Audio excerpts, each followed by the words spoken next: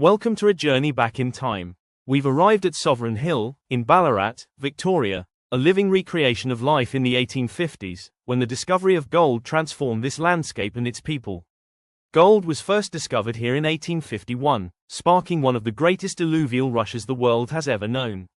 As we stroll down the recreated dusty main street, you'll see period shop fronts, costumed characters, and hear the echoes of pickaxes and steam engines from a century and a half ago.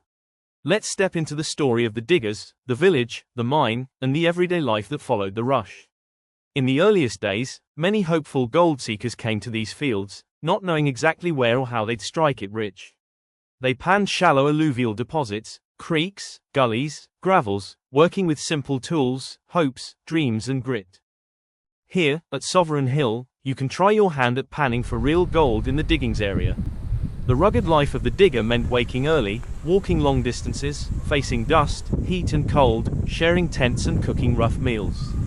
It wasn't glamorous, but for some, the rewards were extraordinary. The legendary welcome nugget, weighing 69 kilograms, was discovered in the Ballarat region in 1858.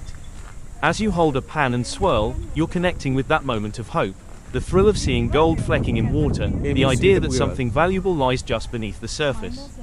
But gold did not always lie near the surface.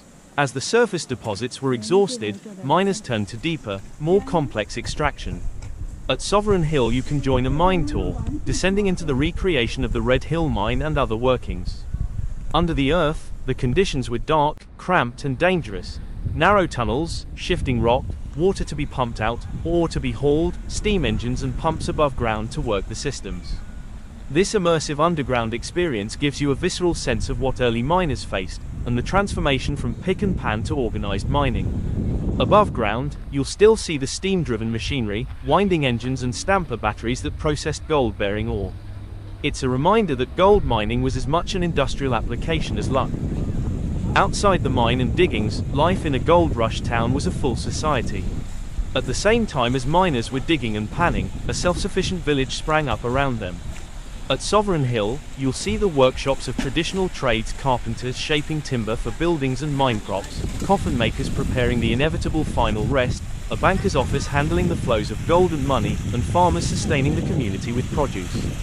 For example, blacksmiths and wheelwrights at work show how critically important the supply of tools, wheels, horses and carriages was in 1850s Ballarat.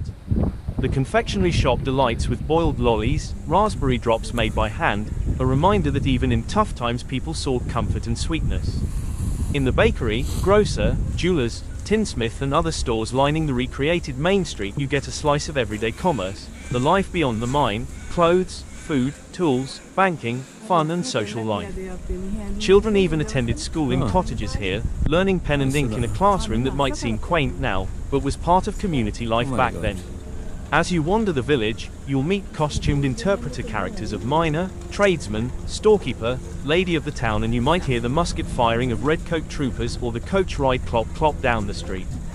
These live interactions bring the period alive, the sights, sounds and even smells of 1850s gold rush life. Main Street here was laid out to reflect what life might have looked like: timber frame shops, horse-drawn vehicles, humble cottages behind the hustle, and the conspicuous buildings of hotels, banks and theatres that prosperity built. Through these details, we see how the gold rush changed Ballarat from a mere pastoral settlement into a booming town, with infrastructure, businesses, and cultural life. It's important to note that the story of this place is multi-layered. The land here was traditionally that of the Wadawurrung people, and their culture and connection to country are acknowledged and interpreted at the Wadawurrung Cultural Precinct within Sovereign Hill. The gold rush transformed the environment, forests cleared, water diverted, soil and rock upturned, and today you can reflect on how extraction, settlement and heritage all intersect. As we walk among the working mines and recreations, we're seeing the interaction of nature and human ambition, long before modern environmental awareness. So while you enjoy the action-packed excursions of panning, coaching and demonstrations, there's a deeper story of land use change, migration, hardship, ingenuity and legacy. One of the highlight moments, the gold pour demonstration. Here, pure gold is melted at extremely high temperatures, poured into a mold and turned into a bar of bullion. This dramatic moment spans the journey from raw, alluvial flex or quartz ore to refined, standardized bullion ready for market. It's a powerful symbol of how gold, once loose, messy, and natural, was processed, transformed, and integrated into trade, wealth, and the economy. And in that moment, you see the culmination of the miner's hope, the tradesman's toil, and the entrepreneur's vision. Shot of indoor museum, collection spaces, or rare trades area. Inside the museum-style spaces and collection centres at Sovereign Hill you'll find more than just demonstrations. The site houses the Australian Centre for Gold Rush Collections, which preserves over 150,000 objects relating to the gold rush era. It is a reminder that the 1850s gold rush wasn't some distant myth, but a tangible, physical period of transformation whose artifacts have been saved, studied and interpreted.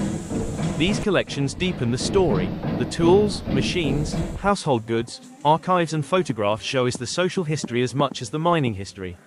They help us connect to the individuals who lived, worked, dreamt and struggled during that era. From above ground to below ground, from the swirl of a gold pan to the rumble of a steam-driven stamp battery, from the small-town bakery to the deep mine tunnel, Sovereign Hill offers tremendous variety. It's fun, full of action, hands-on experience, and vivid detail, but also rich with heritage and meaning.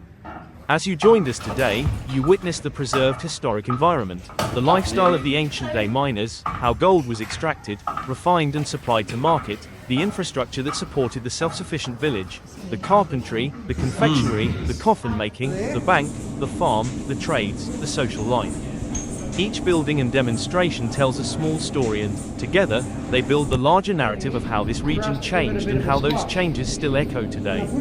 Walking in the footsteps of those 1850s diggers, tradesmen, storekeepers, families, we are reminded of the human spirit, hope, perseverance, adaptation. As we prepare to leave this extraordinary living museum, take a moment to reflect. Beneath the gold rush and glamour lies a deeper legacy of community, industry, immigration, land use, and change. Sovereign Hill stands as a tribute to that era, preserved, interpreted, and made accessible for us to understand and enjoy. Thank you for joining our day-long adventure here at Sovereign Hill. From the diggings to the village, from the underground tunnels to the bustling main street, from the pan to the ingot. May the stories of the past enrich our appreciation of the present, and inspire our respect for how much has changed, and how much remains. Until next time, keep curious, keep exploring, and may your own journeys uncover unexpected nuggets of insight.